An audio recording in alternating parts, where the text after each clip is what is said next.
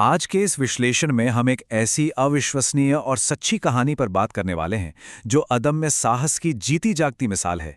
ये कोई पन्नों पर गढ़ी गई सफलता की कहानी नहीं है। इसकी जड़ें बनारस की उन धूल भरी संकरी गलियों और रेलवे स्टेशन के पास की उस कठोर जमीनी सच्चाई से जुड़ी हैं जिसे गोविंद जायसवाल ने हर एक दिन जिया था। एक ऐसा सफर जहां हार मान लेने का कोई विकल्प मौजूद ही नहीं था। तो चलिए इस प्रेरणादायक सफर की शुरुआत करते हैं। स्क्रीन पर दिख रहा ये आंकड़ा सिर्फ एक उम्र नहीं है, 22 साल। जरा सोचिए, यूपीएससी जैसी विशाल और कठिन परीक्षा को चुनौती देने के लिए ये उम्र बहुत ही कम है। जहां आमतौर पर उम्मीदवारों को इस परीक्षा के पूरे चक्रव्यूह को समझने में ही सालों लग जाते हैं, वहां इस कहानी ने सारे नियम ही बदल कर रख दिए। और अब इस आश्चर्यजनक परिणाम को देखिए। साल 2006 की यूपीएससी सिविल सेवा परीक्षा, जिसे दुनिया की सबसे चुनौतीपूर्ण परीक्षाओं में गिना जाता है, उसमें ऑल इंडिया रैंक 48 हासिल करना मतलब लाखों उम्मीदवारों की भीड़ को चीरकर सीधे पहले 50 में अपनी जगह बनाना। ये एक ऐसा मुकाम है जो किसी को भी अचंभित कर दे। तो यहाँ सबसे बड़ा सवाल ये उठता है कि इस असंभव सी लगने वाली जीत के पीछे का सफर आखिर था कैसा। ये सवाल दिमाग में आना लाजमी है कि जिसके पास संसाधनों के नाम पर बिल्कुल शून्य था, उसने अपने पहले ही प्रयास में इस पहाड़ जैसी परीक्षा को कैसे पार कर लिया। इसका जवाब पाने के लिए हमें थोड़ा पीछे जाना होगा और देखना होगा कि इस असाधारण कहानी की असल शुरुआत कहाँ और कैसे हुई। आइए जरा इस महत्वाकांक्षा की जड़ों तक चलते हैं। ये सपना दिल्ली के किसी बड़े और एयर कंडीशन्ड कोचिंग संस्थान में नहीं पनपा था, बल्कि ये उत्तर प्रदेश की उन धूल भरी गलियों में पैदा हुआ था जहां जिंदगी हर कदम पर एक नया इम्तिहान लेती है। सच कहें तो ये सपना किसी प्रेरणा से कम और एक गहरे अपमान से कहीं ज्यादा जन्मा था। जरा बचपन की इन दो बिल्कुल अलग अलग वास्तविकताओं के अंतर को महसूस कीजिए। एक तरफ एक दोस्त का बड़ा सा घर और सारी सुख सुविधाएं हैं, और दूसरी तरफ है गोविंद की दुनिया। बनारस रेलवे स्टेशन के ठीक पास एक छोटा सा 10 बाय 10 का घोटन भरा कमरा। एक ऐसी जगह जहां दिन रात बस गुजरती ट्रेनों का कान फोड़ देने वाला शोर है, और बिजली का तो कोई आता पता ही नहीं। एक ही शहर में मौजूद ये दो दुनियाएं हमारे समाज की एक बेहद कड़वी सच्चाई को सामने रखती है। और फिर आता है जिंदगी का वो दिन जिसने सब कुछ बदल कर रख दिया। जब गोविंद सिर्फ 11 साल के थे, तब वो अपने एक अमीर दोस्त के घर खेलने गए थे, लेकिन वहां उन्हें बुरी तरह अपमानित किया गया और घर से बाहर निकाल दिया गया।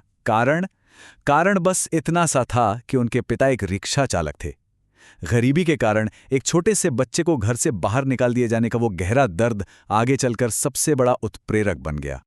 उस अपमान के बाद एक बड़े दोस्त ने गोविंद को समझाया कि ये दुनिया असल में काम कैसे करती है। उसने एक तरह से चेतावनी दी कि अगर परिस्थितियां नहीं बदलीं तो जिंदगी भर इसी तरह के कठोर व्यवहार का सामना करना पड़ेगा। सच्चाई की इस कड़वी खुराक ने उसी दिन एक बहुत बड़े फैसले को जन्म दिया, एक आईएएस अधिकारी बनने का अटूट संकल्प। लेकिन इस विशाल सपने के पीछे एक और कहानी चल रही थी।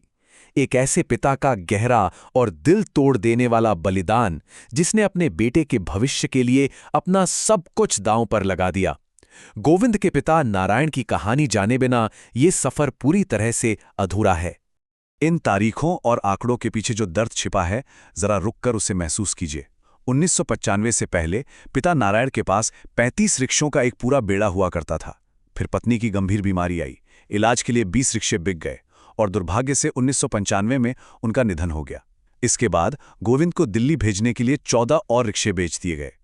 2006 आते आते उस पिता के पास सिर्फ एक रिक्शा बचा था, जिसे वो खुद बनारस की चिलचिलाती धूप में खींचते थे। परिवार की आजीविका को इस तरह टुकड़ों में बिकते देखना कितना दर्दनाक रहा होगा। यूपीएससी की तैयारी के लिए देश की राजधानी दिल्ली पहुंचने के बाद भी ये संघर्ष खत्म नहीं हुआ, बल्कि शारीरिक और आर्थिक लड़ाइयां और भी ज्यादा तेज हो गई। मुखर्जी नगर और राजेंद्र नगर की उस तेज रफ्तार और गलाकाट प्रतियोगिता के बीच एक तंग कमरे में टिके रहना अपने आप में एक अलग तरह का युद्ध था। ये सिर्फ पढ़ाई की बात नहीं थी, ये हर एक दिन का भीषण संघर्ष था।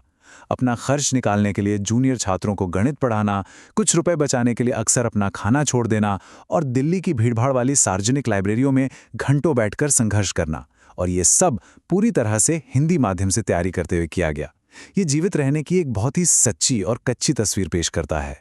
इन सब के बीच उस मनोवैज्ञानिक दबाव की कल्पना करना भी बहुत मुश्किल है, जो ये जानने से आता है कि असफलता की स्थिति में पीछे लौटने के लिए कोई सुरक्षित रास्ता है ही नहीं, कोई बैकअप प्लान नहीं, कोई दूसरा विकल्प नहीं।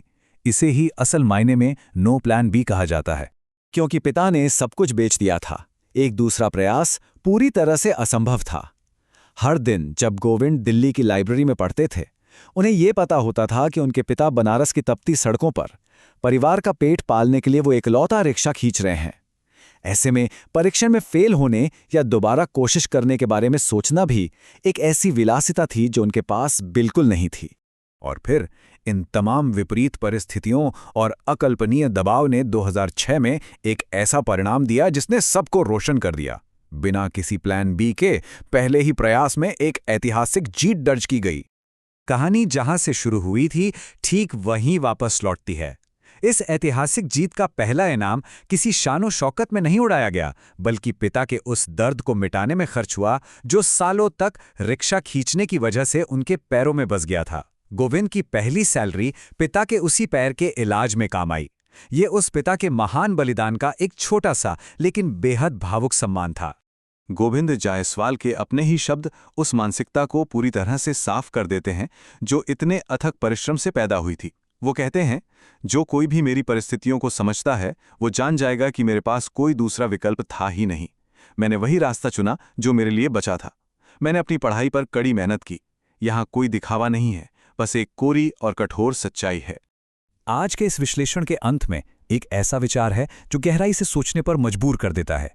जब पीछे लौटने के सारे रास्ते बंद हो जाते हैं और सारे सेफ्टी नेट हटा दिए जाते हैं, तब इंसान किस हद तक जा सकता है? क्या हम सब भी असंभव को संभव बनाने की क्षमता रखते हैं, अगर हम अपने लक्ष्यों के लिए ऐसे लड़ें जैसे कि कोई बैकअप प्लान मौजूद ही ना हो? इसी सवाल के साथ आज की ये कहानी और विश्लेषण यहीं समाप्त होता है।